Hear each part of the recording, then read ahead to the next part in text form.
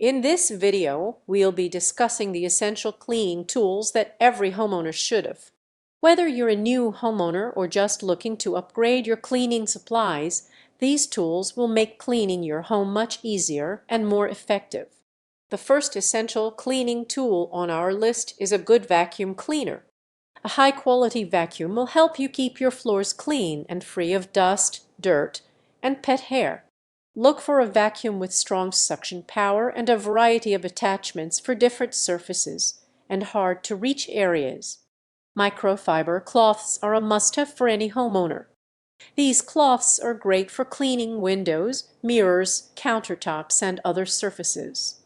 They are reusable, washable, and highly absorbent, which makes them an eco-friendly cleaning solution.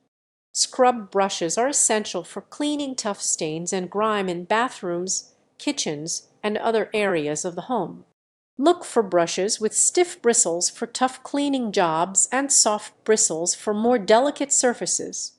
A mop and bucket are essential for cleaning hard floors like tile, hardwood, and laminate.